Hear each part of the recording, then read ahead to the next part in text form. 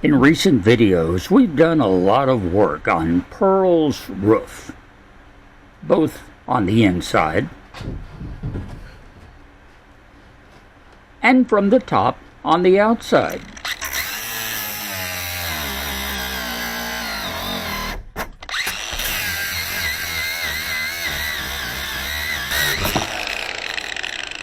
This week, what do you say we bring things back down to earth and get a little quieter and do some work on her front side?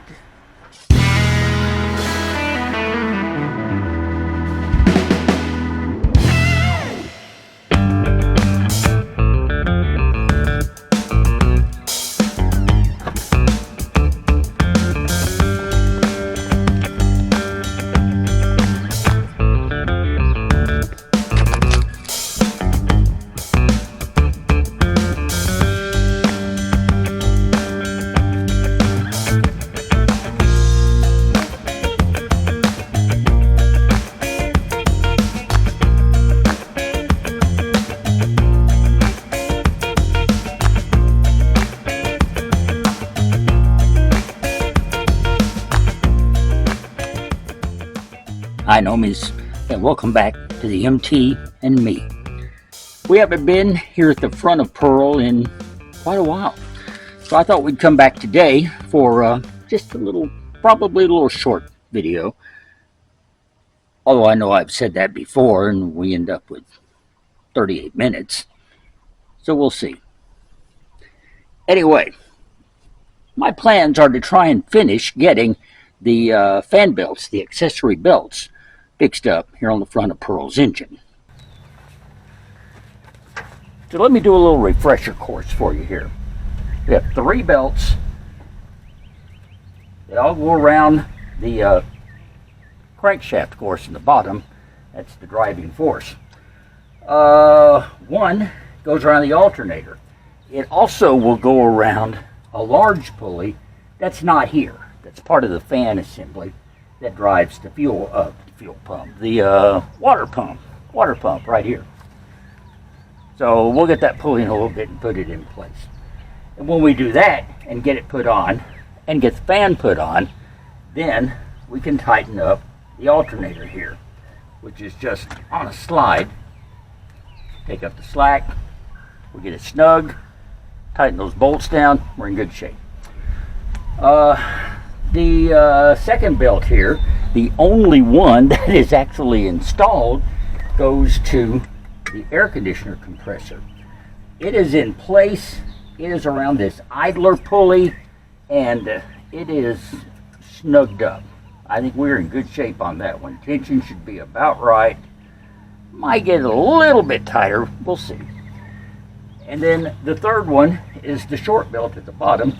It simply goes to the power steering pump, and this is the one that it's in place there, but it's not all the way down. I can hook it one way or the other. I've got to get this pump loosened. I've got to loosen this bolt and this one so that it will pivot enough. I can put that belt around it and tighten it back up. Whenever I was working on it before, these bolts were stubborn. So that's going to be kind of the focus today, I think, is getting that. I know I can get the big pulley on, the fan and that pulley, and drive the water pump and do the alternator. The alternator belt, I'm not too worried about. Maybe I should be, but I'm not. But this power steering pump has proven problematic in the past.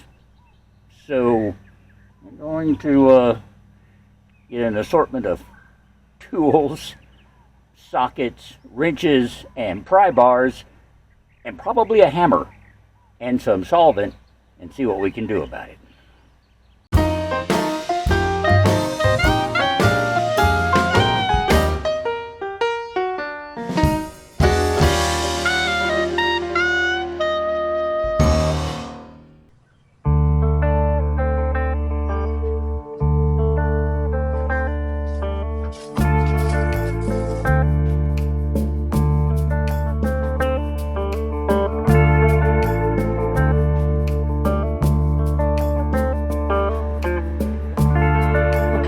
think we have everything we need here. Now, if I remember, this bolt is loose. And yeah, it is. Okay, so this one's the problem. It does not want to loosen up. So, I'm going to spray it a little bit.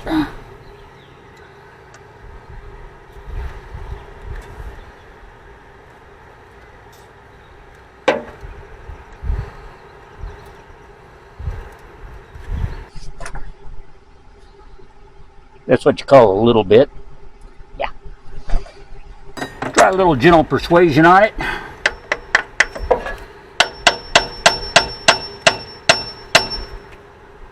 Huh. It's moving. Okay. So maybe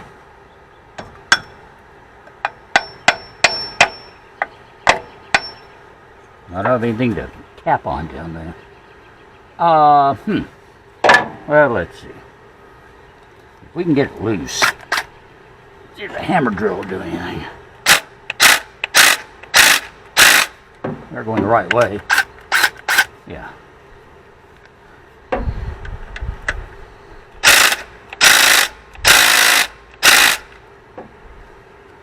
Does not appear to be getting anywhere.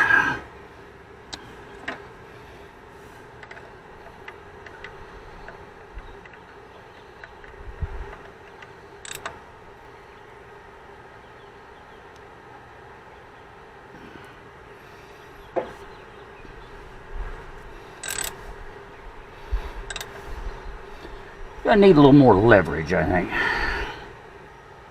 When all else fails, grab a jack handle.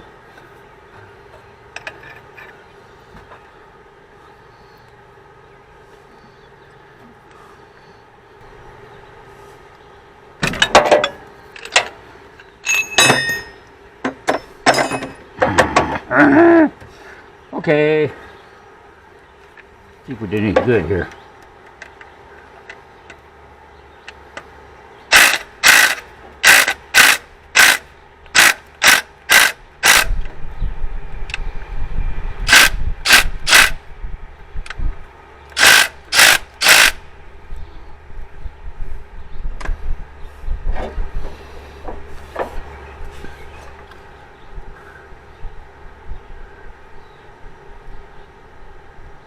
Starting to look like my best bet might be to try and, since this thing will, where'd my hammer go? Here it is. Since it will move a little bit, maybe I can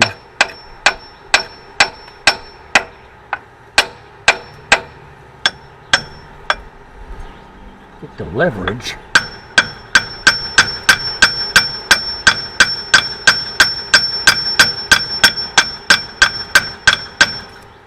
And just move it enough to get this belt on.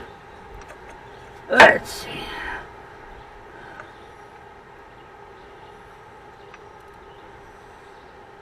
Okay.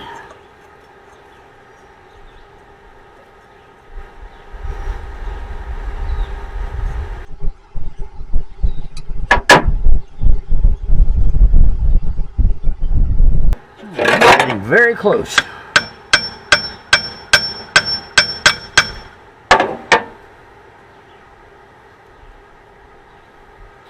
Looky there. I got it on. Now I just have to tighten it back up, but I think that'll be easy.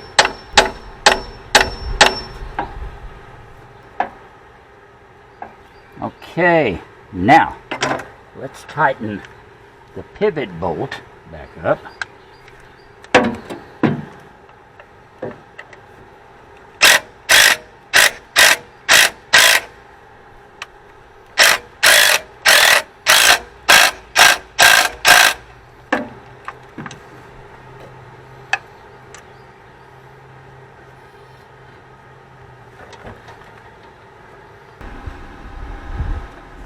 And I think we're in business.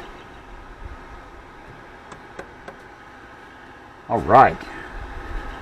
That's tight. That's tight. All it remains now is to get the fan assembly back on and tighten that up.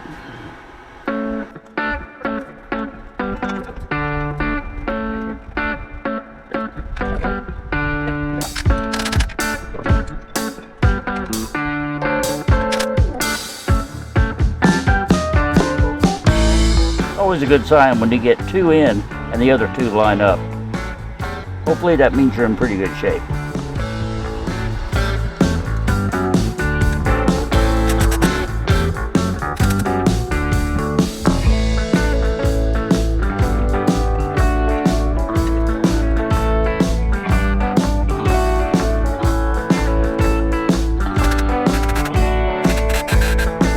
I'm not real sure these belts are snug enough, but I am sure they're installed and they're in the right places. So I think I can come back to them and tighten as needed. Most rule of thumb installation guides will tell you that, you know, once you get your belts on and then you run your engine for, I don't know, maybe a week, I'd say a month at the most, you need to go back and tighten the belts anyway because they stretch. They're poly rubber belts and they have a certain amount of give to them. So once they settle into place, they're going to stretch out and you'll need to go back and retighten them anyway. I think for my purposes right now, which is simply I'm aiming toward getting this engine to turn over, not necessarily start and run because I don't have a fuel system hooked up yet, but I want to see it turn over and make sure everything's functioning properly, or at least turning like it should be. And I believe the belts, as they look right now, will be okay for that. Two of them here I'm not worried about at all, really. I think the AC belt, which frankly is not going to be used for a while because there's no charge in the AC system at this point. And I don't even know if the compressor works or not, but that's neither here nor there right now. But the AC belt is okay, and more importantly, the power steering belt is in place. It's locked down. It's not going anywhere. And I believe it's tight enough. The alternator, which is a very important belt, mind you, because you want your electrical system to have plenty of juice. That belt, I'm pretty sure, is not tight enough at this point. But I just have to figure out a better way to leverage it into place. Maybe 2 sets of hands are necessary to really get that tightened up. So I'll get some help over here sometime in the next week or two, and we'll see. But hey, look, Pearl's engine looks like an engine again. Mostly. What else? Gee. Cooling system. I've got the radiator. Got brand new hoses. Got a new thermostat and gasket. So all that can be reinstalled when the time comes, when we get ready to actually fire the engine up and see if it's going to run on its own. Once we get a fuel system designed, we'll put the cooling system back in it. Probably flush the block out really good first, of course. And then get the entire cooling system set back up. And we'll see if we can't get this old girl purring. I'm looking forward to that so very much. So like I said at the beginning, not a whole lot today, accomplish-wise, but it's something that I've been wanting to do. Something I've been putting off. I've been putting it off. Just finding other stuff to do rather than get up here and work on the front of the engine. I can't really give you a reason. It's just I got distracted. But anyway, hey, got back here and in just, 90 minutes time, I think we pretty well got it worked out. It's a lot better than it was anyway. So there's that.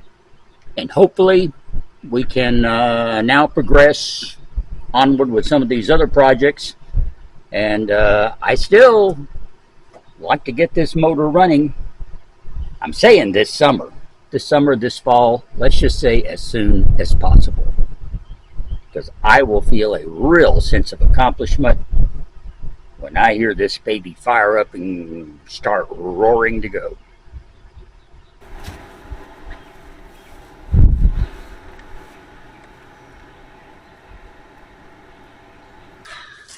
All right. So, before we go today, let me give you a little quick update. 2 weeks ago, we were working on the Equinox, and I did the headlight treatment on it.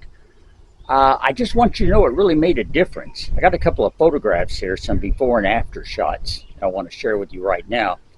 Remember, before, they weren't terrible, but they did have kind of a yellowish, frosty glaze on them, which is just from UV exposure. That's what causes that on those plastic lenses that virtually every car on the road has now and has had since probably around the year 2000. So yeah, it was a little smoky looking, but after the treatment, it cleared up a lot. They still don't look brand new, but I really didn't expect them to, but they look great. And more importantly, I can tell the difference driving at night. I've got a lot more light, especially if I hit the brights. My goodness, I can see everything, it seems like. But even on dim standard lights, I've got much more projection. I can see road signs a lot farther away. A much better illumination field in front of me. So I am extremely pleased with the outcome of that treatment. And if any of you are driving vehicles that have frosted headlight covers, I heartily recommend you buy one of those restoration kits and get a decent one. Don't go get the cheapest. You don't have to buy one of them $50 or $60 ones, but the one I bought, I think, like I said, cost $17, and it worked great. So anyway, get one and give your treatment. Follow the directions carefully, because if you don't do it right, you could actually mess the lens up worse than it already is. So follow the instructions, do what it says to do, and I think you will be very pleased with the results, just like me. So that's going to be it for today. Thanks a lot for watching, hanging in there with us, and for keeping your fingers crossed while I put those belts back on, because it means a lot to me. Your support means a whole lot to me. The fact that you watch each and every week, I do appreciate it so much. If you look down below, you'll find a subscribe link. Click that if you haven't already. Become one of my subscribers. Getting awfully close to 200 subscribers here. I'd love to get that this summer, and then keep going up from there. So you can help me out if you haven't subscribed already. Please do. And of course, always a thumbs up, because that lets YouTube know that you watch and you think other people should watch. And that's good for me and Pearl too. You'll also find a link to buy me a coffee, the address of the Facebook page, and a link to the mtandme.com. Please check it all out, and please join us each and every week right here on the MT and Me. Till next time around, I'm Russ. Thanks for watching, my nomies. I love you guys. We'll talk later.